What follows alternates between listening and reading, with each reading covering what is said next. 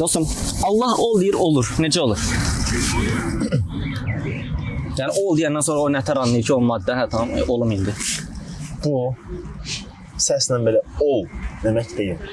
Nədir bəs? Məcazi anlayışdır. Yəni Bir mənanı Allah bizə göstərir. Və ən birinci bunu deyim. Deyək ki, bir şey yoxdur. Nəzərən ki, Allah ol deyir və o şey olur. Bir şey yoxdursa, olmayan şeyə ol necə deyilir? heç cür demək başqa bir şeydir. Aha. İndi bax, təsəvvür elə ki, bir dənə çox professional, işində mahir bir dərzi. Deyək ki, paltar işində bu insan çox səlisdir. Yəni çox sürətli eləyir, çox dəqiq işlər görür. İndi o qədər işini sürətli görür ki, sanki bu dərzi elə bir ki, dərzi paltara ol deyən kimi elə bir paltar olur da. Yəni dərzi orada demir ha, ol paltara ol demir. Amma dərzi o qədər səlis işləyir ki, sanki bir məcazi mənada, yəni ol deyən kimi oldu deyir. Allah da Allahın qüdrəti və elmi o qədər genişdir ki, Allahın qüdrəti və elmi dairəsində, yəni Allahın qüdrəti və elminə heç bir şey ağır deyil. Onun üçün Allah yəni o qədər asan deyil Allah üçün olan asanlığı göstərdi bu mənada bizə. Yəni sanki ol deyir və olur kimi. O qədər yəni bu rahatlığı göstərir. Şeytan sizi Allahın rəhməti ilə aldatmasın. Nə deməkdir? Ha, insan günah işləyir, deyir ki, Allah rəhmət eləyəndir da, mən bunu da işləyim, bu günahı işləyim, Allah rəhmət eləyər. Elə ta günahın hamısını işləyir. Yəni aldanır da ondan ki. Allah bağışlayandır deyir. Allah bağışlayan deyir, aldanır. Şeytan aslında uçuruma apar da onu. Gəl bunu da işlə, Allah bağışlayacaq. Artıq bir həddə elə yerə çatır ki, geri dönüşü mümkün olmayan günahlar işləyir da. İngiltərədə doğulsaydın xristian olardın. Hardan bilsən? Çünki biz görürük ki, İngiltərədə doğulanlar adətən xristian olur. Ərəbistanda doğulanlar müsəlman olur. Yəni olduğun coğrafiyaya uyğun yaşayırsan. Bugün İngiltərədə doğulub, sonradan araşdırıb İslamı seçən varmı? Var. Yəni minlərlə, yüz minlərlə. Var. Yəni onda demək ki, sən dediyin kimi, tamam, insanlar bəlli bir yaşa qədər toplumdan təsirlənərək, deyək ki, ailədə hansı dini baxış mövcudsa, o baxışda onlar, necə deyim, fikirləri o baxışda formalaşır. Bəli. Amma illər keçdikcə artıq yəni, necə deyim, insan təqliddən təhqiq edir də. Bir şeyi, necə deyim, təqlid etməkdən artıq onun həqiqətini vararaq, bir şeyi fikirləşərək edir, özü bilə-bilə, bilinci şəkildə. Yəni, mən də tanıdığım nə qədər adamlar var, məsələn, sosial mediada şahid olur ki, insanlar deyək ki, xristiyan ailədə doğulub və yaxud insan deyək ki, ailəsi hamısı ateistdir, insan sonradan araşdırıb özü İslamı seçir. Bu normal bir hadisədir. Allahın varlığına az da olsa ağıl sahibi hər kəs çıxa bilər, yoxsa mütləq alim olmaq lazımdır. Hər kəs çıxa bilər. Necə? Ən bəsit şeydən adam əlinə baxır. Buradakı ölçüləri görür, nizamı görür. Bunu ortaya çıxaran biri var düşünür. Və bunu ortaya çıxaran biri var, bunu hər kəs düşünür. Bunu ortaya çıxaran şey maddə deyil deyir. Bir çiçəyə baxır, bir ota baxır. Buradakı ölçüləri görür, nizamı görür. Bunu ortaya çıxaran nədirsə, bilgi sahibi biridir deyir. Bilmədən bu işi görə bilməz. Özü ilə ölçü götürə bilər. Mən bu otu ortaya çıxara bilmərəm, əmələ gətirə bilmərəm, düzəldə bilmərəm. Bu qədər nizamlı, ölçülü şəkildə. Amma görür ki, quru torpaq, sadəcə atom yığını olan toxum bunu eləyir. Deyir ki, məndən şuursuz bunu eləyir kimi görünürsə, demək ki, o deyil, başqa bir şeydir. Başqa bir şey dediyi anda o çıxdığı yerə zaten Allahdır. O başqa bir şey dediyi an, başqa bir şey dediyi şey Allahdır. Hər kəs çıxa bilər. Yəni, məsələn, insanlar düşünür ki, məsələn, proton, neytron, elektrondan danışanda, buradakı proton, neytron, elektronlar hərəkət elədi, filan ölçünü qorudu. Hərəkət eləyə, torpaq yavaş-yavaş gəldi, oldu, çiçək. Bu daha ağıllı bir fikir görünür. Amma bir nəfər desə ki, torpaq çiçək oldu, bu adam savadsız baxırıq bu adama. Halbuki olan eyni şeydir də. Ha, sən bunun adına proton, elektron dedin, ha, torpaq dedin. Yəni, olan eyni şeydir. Daha fərqli baxış bucağından baxmalısan. Ayədə deyir, biz ona şah damarından yaxınıq. Hədisdə deyir, Allah 70 min pərdə arxasındadır. Bu necə olur? Allah bizə çox yaxındır. Amma biz Allahdan uzaq. Biz nə qədər ki, Allahı anlayırıq, tanıyırıq, mərifətullah elmində inkişaf ediriksə, o pərdələri bir-bir qaldırırıq biz əslində. Yəni, o 70 min pərdə bizdən Allaha olan pərdədir. Yoxsa Allah bizə yaxındır. Biz anladıqsa pərdələr qalxır, daha da Allaha yaxınlaşırıq, daha da yaxınlaşırıq. Günahlardan uzaqlaşırsan, daha da yaxınlaşırıq, o pərdələr qalxır. O mənada anlayıram mən. Doğru. Pərdə bir də pərdə özü də məna ola bilər də, elə bir şey. O pərdədə həm də sən bir məna anlayarsan. Keçmişim pərdə deyir ha. Pərdənin olmağı yaxşıdır yəni. Hə, fərqli yerlərdən sən Allaha yaxınlaşırsan, fərqli mənalardan yazsan. Qadirdir, alimdir, hakimdir. Bunlar hamısı o mənaları, onların hamısı Allahdır da əslində. Bir Allah da deyə bilərsən, qadir olan bir Allah da deyirsən, hər şeyə qüdrət yetən. Alim olan da deyirsən, elmi hər şeyi əhatə eləyəndən sonra hikmətli də deyirsən. Bunlar əslində hamısı Allahdır. Bir Allah da deyə bilərdin. Çoxlu o Allahın sıfatları yoxdur. Onları da anlayaraq bilərdin, o daha yaxın olardın sən. Bir insan Allaha durduq yerə niyə inansın ki? Yəni məsələn durduq yerə kosmosda bir canavar var. Niyə inanım? Durduq yerə mən niyə inanım? Yəni biz Allah var deyərkən illa ki qoy elə belə kəlmə olsun demirik də biz. Yəni kosmosda canlı varmı? Nə var varsa. Belədir yəni. Amma məsələn biz Allah var deyərkən biz yəni elə təsadüfən bir kəlmə seçməkdir ki, Allah var. O da deyir ki, mən deyirəm ki, Zeus var. Mən o birisi deyir ki, mən bilirəm Poseidon var. Biz belə demirik. Məsələn, mən görürəm ki, bir toxum. Torpağa əkirəm bunu, su valan, yəni su verirəm üstünə. Mən müddət sonra bu toxum görürəm ki, bir ağac olur. Mən deyirəm ki, bu toxumun ortaya çıxması üçün nə lazımdır? Güc lazımdır. Elm lazımdır. Elm mütləqdir. Həyat sahibi olmaq lazımdırmı? Çünki ölü olan bir necə edə bilər? Mən bunlara baxıram və sonra biraz dərin düşündükdən sonra görürəm ki, yəni bu şeyi eləyən ya bu deyək ki, atomlardır, deyək ki, bu toxumu, bu ağacı əmələ gətirən. Ya atomlar özləridir, ya da atom deyil. Mən biraz dərin düşündükdən görürəm ki, yəni bu atomların bu şey edə biləcək potensialı yoxdur. Ən yəni təməldə elm lazımdır. Elm olmasa bu iş olmayacaq. Yəni güc olub elm olmasa, deyək ki, nəsə bir hərəkət olacaq, amma bir sonrakini təxmin etmək olmayacaq. Yəni qarma-qarışıq olacaq. Xaos. Amma elm varsa demək nizam da çıxır. Yəni mən buradan da çıxıram. Tamam. Dedik ki, atom deyil bunu. Bu çox dərin bir mövzudur, amma biraz qısa keçək də. Tamam, atom deyil. Atom deyilsə, demək nədir? Atom xarici bir şey olmalıdır. Sonra biraz fikirləşdik, tamam. Dedik ki, elm lazımdır, elm sahibi olmalıdır. Yəni bu şeyi eləyən nədirsə, onun elmi var, onun qüdrəti var. O həyat sahibidir. Başqa sifətlər, hikmət sahibidir. Sonra biraz dərin baxsaq deyək ki, öz qullarına qədər deyək ki, onu kim əmələ gətiribsə, ondan kim istifadə edir? Canlılar. Yəni ki, onlara qarşı bir mərhəmət sahibidir. Belə. Mən bu xüsusiyyətlərə malik bir varlığın əqlən zəruri olduğunu çıxarıram ondan. Sadə.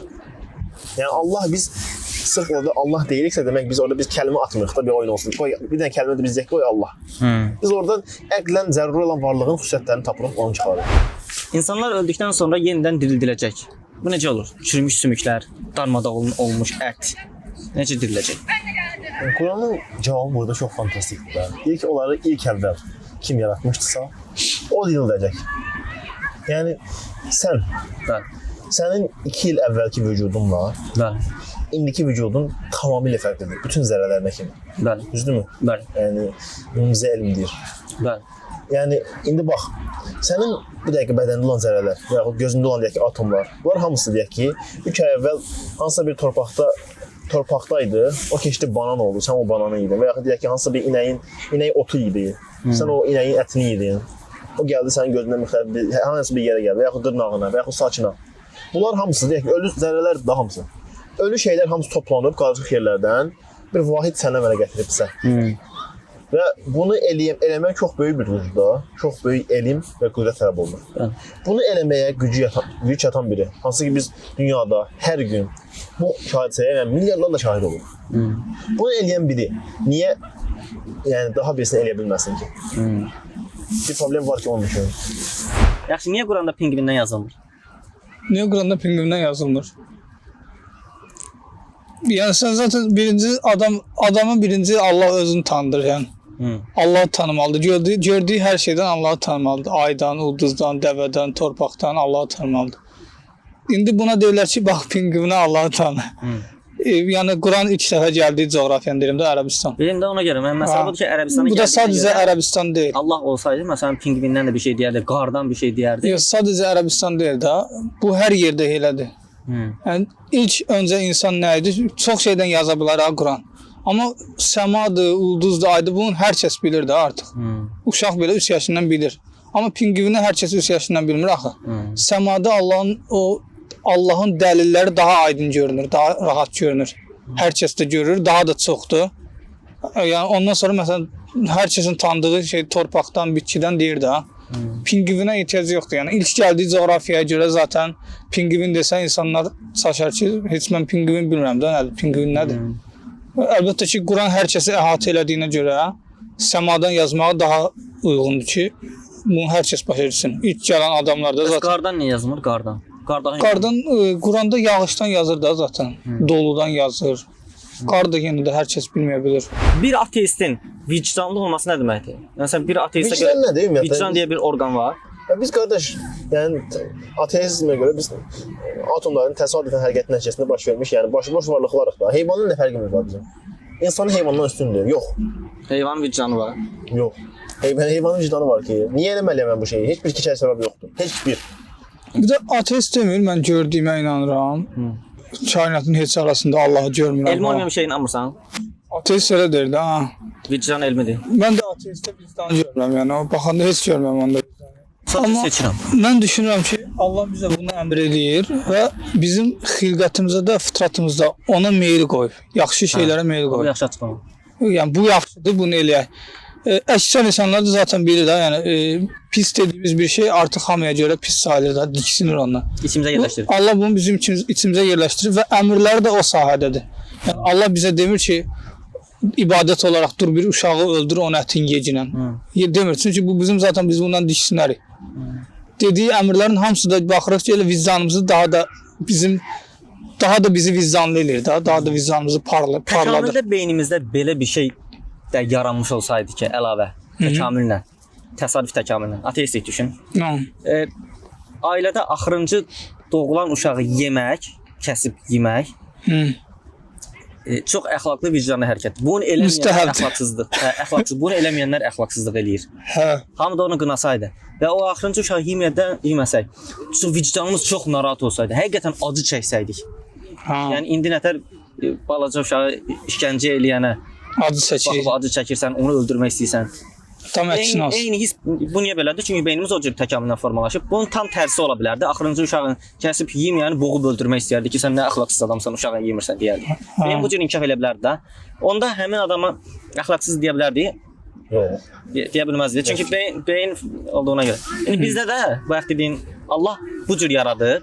Yaradılış gərəyi balaca uşağa işgəncə verəni pis görür, yaradılış gəlir. Əmri nədir bəs? Allahın əmri nədir? Balaca uşağı işgəncə eləməyin. İkisi üst-üstə düşür. Ona görə biz rahat yaşayırıq. Amma əgər Allah tərsinə bir şey eləsəydi, içimizə belə yerləşdirib, amma desəydi ki, uşağı öldürün, onda əzab çəkərik. Bax. Deyəcək ki, ay Allah, sən deyirsən biz eləyirik, amma narahatıq da bundan. İçimizdən deyir ki, mənim vicdanım narahat olur. Yəni. Çünki Allah bir yanda elə deyir, bir yanda eləmə demiş olur. Vicdan nədir? Vicdan Bədiyüzzaman deyir ki, vicdan qəlbdən bir pəncərədir ki, davamlı oradan ilahi mənalar sənə axır. Doğru nədir göstərir. Yəni ki, Allah bir tərəfdən elə deyir, bir tərəfdən Rəsul göndərir, eləmə deyir. Onda problem çıxarır. O vicdanı biz nətər körlaşdırırıq bəs? Zid hərəkət eləməklərlə. Zaten Allahın əmrlərinə zidd olmaq, o vicdanımıza da zidd hərəkətlər edirik. Elə biz körlaşdırırıq. Adam qatil olur, adam oğru olur, adam yalancı. Paslanır deyir qəlbə. Yalancı olur, oğru olur, qatil olur. Niyə? Çünki bunlar hamısı həm bizim fitratımıza ziddir. Həm də bunları Allah bizə günah olaraq deyir də, buyurur ki, bunlar günah eləməyin. Bu videoda deyirəm, o məsələ bir də fərq bitsin. Bir ateist, mən bunu vicdanıma görə eləyirəm sözündə nə qədər məna var? Daha başqa cür ifadə eləməlidir. Burada bir vicdansızlıq var da. Cümlənin özündə bir vicdansızlıq var məncə. Doğru cümlə deyir də sən vicdanın varlığını qəbul eləmirsən axı. Vicdan bizdə İslami terminologiyada mənəvi bir orqandır. Ora ilahi mənalar davamlı axır. Qəlb iki hissədən ibarətdir. Bir ağıl hissəsi, bu qəlbdən də söhbət getmir, onu da demək lazım. Bilgi. Amma başqa cür bir ifadə edə bilər də bir ateist. Yəni deyə bilər ki, mən bunu niyə belə eləyirəm? Məsələn, balaca uşaqlar niyə işgəncə eləmirəm? Çünki işgəncə eləyəndə pis hiss eləyirəm, narahatam. Başqa nə deyəsiniz? Bu nədir ki? Bu əxlaqsızlıq demək yenə vicdansızlığın başqa bir ifadəsi olur. Bu ədəbsizlikdir demək, bu pisdir demək, yenə vicdansızlıq sözünün başqa cür ifadəsi olur. Yəni maraqlısı odur ki, indi mövzunu qoyub olmayacaq keçirəm.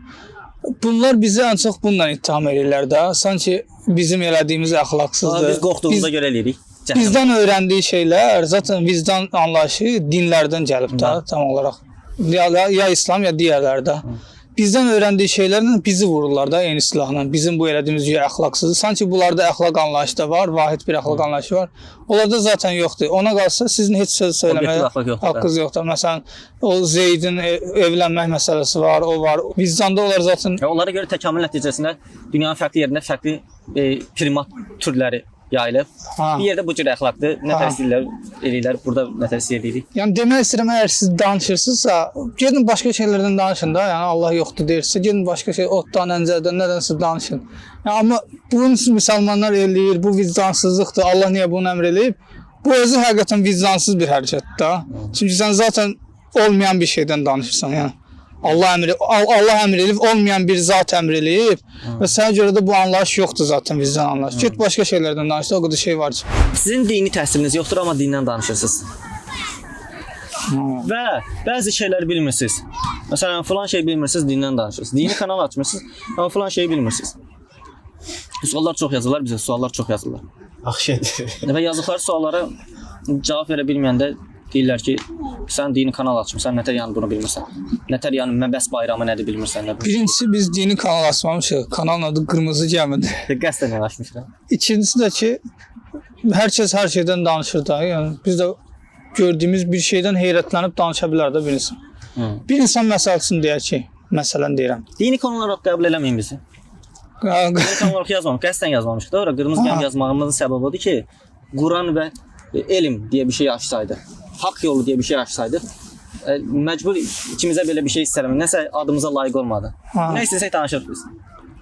Adamlar səyahət kanalı açıb orada gördüyü hər şeyi paylaşa bilir də. Heyrətləndiyi şeyləri danışa bilir. Kimsə ona etiraz eləmir də. Adam görüb paylaşır da, nə var orada? Və yaxud biri kulinariya kanalı açıb, nə bilim, biri deyir maşınlarla maraqlanan bir kanal açıb, heyrətlənir deyir onu. Biz də belə bir kanal açmışıq. Adı zaten Qırmızı Gəmi. Biraz səyahətə də oxşayır zaten. Dünyada bir səyahətdir. Gördüyümüz və heyrətləndiyimiz şeylərdən danışırıq. Hər şeydə bilmək məcburiyyətində deyilik. Zaten normal insanlarıq da. Məsələn, İslamın ən böyük alimlərindən olan şəxslər, məsələn, İmam Əbu Hənifə, İmam Malik, onların yanına adamlar gəlirdi, yəni soruşurdular. Adam, yəni bilmirəm deyir də. Yəni burada İmam Malikə 40 sual verirlər, 36-sı nə deyir bilmirəm deyir. Bilmirəm. Sonra İmam Malikin yanına bir adam gəlir. Soruşur neçə yaşın var, deyir gedişinlə məşğul. Boş sual da. Öyle də bilmirəm. Biz demək, gülmək, oynamaq istəyirik. Bizə Allah iman deyib ölümü xatırladıb bizi yormayın. De, gül, oyna, kef elə, oyna, halal dairədə. Allahın sənə izin verdiyi geniş dairədə. Allahın nemətlərinə baxıb təfəkkür elə, Allahın nemətlərindən təsarruf elə. Dünya gözəl bir yerdir. Tasadduq elə. Allahın nemətlərindən tasadduq elə. Allah'a şükür elə ən əsası. Verilən bir şey sağ ol, verilən bir şey sağ ol dinən ən azından. Kim nə versənsə, sən təşəkkür elə. Elə də kainatda Allahın verdiyi hava, günəş, hər cür yemək, süfrədə olduğu bütün insan deyirsən ki, mən marketdən almışam, oradakı bütün hamısı baxsan ki, torpaqda Allahın yarattığıdır. Allahın da verdiyi şeylərə görə ona da təşəkkür elə. Yenə ye, de, gül, oyna. Məsələn, belə bir hadisə yadıma gəlir. Eşitmişdim ki, bir alim insan, İslam alimi bir yerdən keçərkən görür ki, bir qrup insan orada gülüb əylənir də orada. Yanında olan bir adam deyir ki, yəni sən bunlara bir şey dinən, bunlar üçün dua elə, Allah bunların halını düzəltsin deyir. O adam belə şey görür də, yəni ciddiyyət yalnız belə dayanmadır, namaz, ibadət. Yəni, o alim də orada deyir ki, ya Rabbim, sən bu qullarını deyir, bu dünyada belə əyləndirdiyin kimi deyir, ahirətdə də əyləndir, onların könlünü xoş elə. Güzel. Nəsə deyən Tor? Mən də demək istəyirəm ki, qardaş, indi bir qrup insan deyir ki, biz sərxoş olmaq istəyirik, belə içmək istəyirik, belə özümüzdən getmək istəyirik, ağlımız çıxsın başımızdan, bizə qarışma. Bu biraz normal gəlmir də, elə bir şey, elə deyil. Və yaxud bir qrup insan ancaq yatır, onları oyatmaq da lazımdır. İndi biz heç kimə heç nə demir ya. Sən əylənmək istədiyin kimi biz də məsələn əylənirik burada. Bu da bizim əyləncəmizdir. Danışırıq. Biz kimə demirik ki, sən zorla bu dəqiqə İslam qəbul eləməlisən. Yox, sən mahnıya qulaq asma. Biz elə demirik. Amma gördüyümüz həqiqət odur ki, Burada daha çox əyləncə var. Yəni insanın ağlı daha çox düşünür. İnsan daha çox burada ləzzət alır. Orada da əyləncə yoxdur. Onları biz yatmış bilirik də, elə bir ki, məsələn, beynin diskoteka ilə uyudanı mən yatmış bilirəm məsəl üçün. Çox həqiqətlərdən qafil bilirəm. Həqiqi əyləncəyə çağırırsan. Hə, həqiqi əyləncənin bu olduğunu demək istəyirəm. Və yaxud bir insan sərxoş olursa, zaten sərxoş nə deməkdir? Ağlı başından gedib də bu. Mən istəyirəm ki, onun ağlı başında olsun. Mən onun bir insana desəm əgər onu deyərəm. Belədir ki, heç kimin işinə qarışmırıq da, kim nə istəyir onu eləsin. Bizə görə də bu çox böyük əyləncədir məsəl üçün. Mən də o sərxoş olduğum hallar var idi ki, indiki halım mən daha çox əyləncədir. Orada sadəcə mən əzabları hiss edirdim. Əyləncənin özünün içində əzab var yəni. Məsələn deyirsən, qarşıda bir dar ağacı var. Orada insanlar bir-bir gedir, asılır. Mən də burada keyf edirəm. Bilirəm ki, mən də asılacam 5 dəqiqə sonra. Amma burada keyf edirəm ki, qoy mənə əylənəm, qoy olsun da dar ağacı var. İndi hər birimizin qarşısında bir ölüm var, yəni əcəl var. Hamımız ora doğru gedirik. İndi onun qabağında biz deyirik, yox, qoy biz diskoteka ilə məşğul olun. Biraz məncə bir anormaldır, yəni insanın o düşüncə tərzində problem var. Mən də deyirəm ki, əgər dinləyirsə, yəni o düşüncə tərzi normal deyil də. O həqiqəti ortadan qaldır, yəni o dar ağacın ortadan qaldır, ölüm deyilən bir şey. Ondan sonra deyən, əylənirəm, bu daha ləzzətlidir. Halbuki yəni daha böyük ləzzət burada da mən onu demək istəyirəm. Allahın kainatında, Allahın buyurduğu kimi yaşamaq daha böyük ləzzətdir. Zaten Allahı tanımaq özü çox böyük ləzzətdir. O dar ağacın da bizim ləzzətimizdə o dar ağacda ortadan qalxır. Ölüm deyə bir şey yoxdur. Əbədi bir həyat var zaten. O daha böyük ləzzətdir. Bizim əylənməyimiz daha normal gəlir. Bizim deyəndə yəni bir insan Allaha iman eləyirsə, onun əylənməyi daha normal gəlir. Çünki ölüm o əyləncəni ortadan kəsmir də. Ölümdən sonra yenə davam edir, daha gözəl bir şəkildə davam edir. Amma bir insanın qarşısında ölüm deyə bir həqiqət varsa, əylənə bilməz zaten. O acı çəkməlidir, davamlı acı çəkməlidir. Yaxşı. Nəsə deyəsidik? Hə. Elxan abi zəng gəlir ya. Cafer abi. Elə bil ki, məsələn bu adam deyək ki, bu dəqiqə bir futbol oyununa baxır, bu dəqiqə. Oyun da çox uzun bir oyundur, deyək ki, illərlə davam edir. Amma bu adam bilir, yəni əvvəldə deyiblər ki, bu oyun bir gün bitəcək. Bu insan da bütün həyatını bu oyun üzərinə qurub. İndi bu insana bir anda fikirləşsə ki, bu oyun bitsə, mən həyatım böyük bir uçuruma gedəcək də, böyük bir boşluq əmələ gələcək. Və o həqiqətən elə olsa, o adam həyatın bütün ləzzətləri qaçacaqdır. Çünki həyatın yeganə məqsədini insan o oyun üzərinə qurub. İndi sən gedib o adamı desən ki, qardaş, belə əhəmiyyət verirsən, bitəcək bu. Danışma deyir, danışma. Fikirləşmək istəmirəm. Qoy hələlik anımı yaşayım. Bu o deməkdir. Yəni bilə-bilək ki, yəni bu şey bitəcək və sən də bilə-bilək ki, bu şey fanidir. Bütün həyatının mərkəzini ona qoymusan. Önündə dar ağacı var. Bəli. Arxanda bir aslan var. Aslan hər an səni tuta bilər. Yəni bir saniyə sonra tullanır, sadəcə dayanıb orada. Önündə dar ağacı var, görürsən ki, bütün sevdikləri tək-tək asır. Və sən önündə də yemək var. Sən bu anda, məsələn, yuxuda düşün belə bir şey görürsən. Həmən başlayıb yeməkləri yeməyə başlayarsan, yoxsa düşünürsən bir dəqiqə. Ya ağlamağa başlayarsan, sevdiklərim asılır, arxamda aslan var. Burada nətə qurtulum? Yəni biz bu dünyada 60 il, 70 il, 100 il olmasa bizi aldatmasın. Yəni insan əbədi yaşamaq istəyən bir varlıqdır və arxamızda aslan var. Hər an bizi tuta bilər, gənclər də ölür, hər yaşda insanlar ölür. Burada hər insan üçün ən mühüm məsələ, ən mühüm sual budur. Ölümə çarə varmı? Ölümdən qurtulmaq ehtimalımız varmı? Sən Allah axirət düşünmürsənsə, zaten dəhşətlər içindəsən. Allah axirət düşünürsənsə, əbədi həyat var, tərpənmək lazımdır. Bir də uşaq vaxtı, məsələn, düşünək, uşaqlar daha çox qaçır, gəzir, oynayır, bundan çox ləzzət alır. Amma müəyyən yaşda, məsələn, 14-15-də baxsan ki, ləzzət növləri dəyişir. 18-19-da daha başqa bir ləzzət növləri gəlir. Yavaş-yavaş diqqət edəsən, uşaq vaxtı bədən hərəkəti çoxdur. Yaşlaşdıqca, yaşlı olduqca daha çox ləzzətlər, daha külli ləzzətlər gəlir. Ağıl, qəlb, ruh, sevgi deyək, anlamaq, hikmət, müdriklik, nə bilim, bir əl açılıq kiməsə çoxlu yardım eləməkdən gələn ləzzətlər. Yavaş-yavaş həqiqi ləzzətlər də buradadır. Bir də düşün, çox böyük alimlərlə danışırsan, onların söhbətlərinə tam maraqlı gəlir. Bir də düşün Allahla danışırsan. Kainatı Allah niyə yaradıb? Hər şey bizə göndərilmiş məktublardır. O məktubları açıb tək-tək yoxsan. Bir insana həqiqətən Allahdan məktub gəlsin, nətər uçar sevindiyindən. Zaten İslam'a görə hər şey məktubdur. Ağac, daş, bir yarpaq Allahdan bizə məktubdur. Sadəcə anlaya bilən ağıl lazımdır. Bir də elə bilməyin ki, hər kəs sizin kimidir və yaxud da namaz qılır. Bizdən biraz fərqlidir, sadəcə namaz qılır. İnsanlar arasında çox mərtəbə fərqi var. Bunlar oxuduqca anlaşılır.